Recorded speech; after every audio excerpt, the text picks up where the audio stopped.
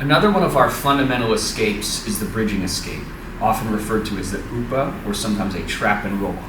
So in this scenario, my opponent has the full mount once again. And let's say we're beginning our elbow escape, for instance, and we make the mistake of exposing our elbow. My opponent manages to get an underhook, and if I wait, she starts walking it up, and now I'm on the verge of potentially being submitted. So an early response that we should have is, if my opponent does manage to get an underhook, is to immediately work to close this elbow. Now, we could bring our hand to the chest.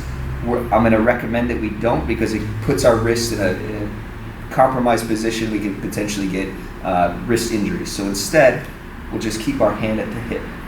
Now from here, we're going to switch to a frame on the waist to simply posting our hand on the hip.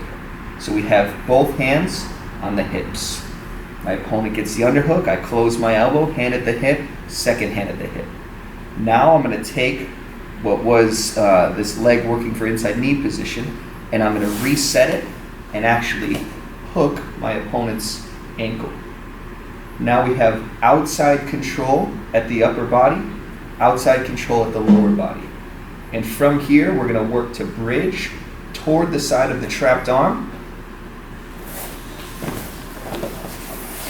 and move to top position. Let's take another look. Let's say we begin our elbow escape. My opponent manages to get an underhook. We close our elbow, we bring the hand to the hip, and we bring our second hand to the opposite hip. From here, we transition to a form of outside control. We begin a bridge over our shoulder, and we move to the top position and immediately work to win inside control. From a different angle.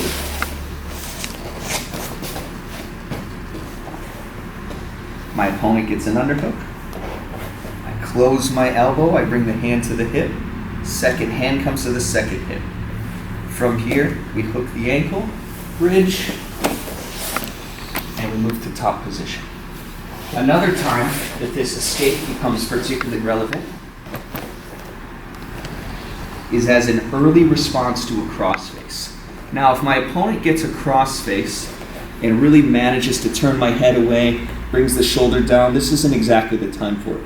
But as she starts working that hand in, if I can bring my head back and trap it, now, once again, I've taken away one post. I take away the second post at the lower body. My hand stays at the hip. Big bridge. And we move to top position. Take another look at that.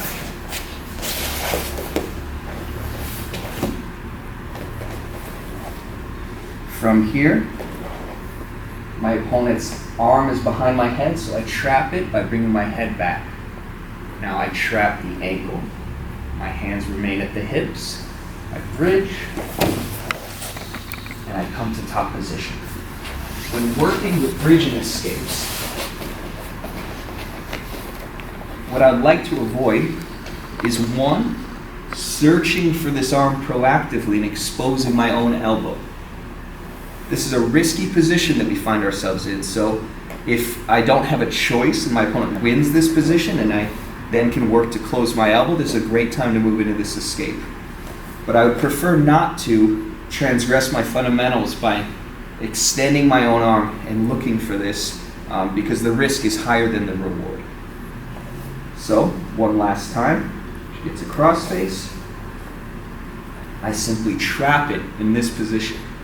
In addition to that, my second hand is going to remain at the hip rather than, in other styles of this technique, punching as an underhook.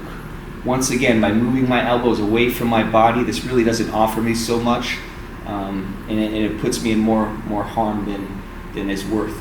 So instead, I just keep this trapped, bring my hand to the hip, I lock at the ankle, big bridge, and I immediately work to win inside position.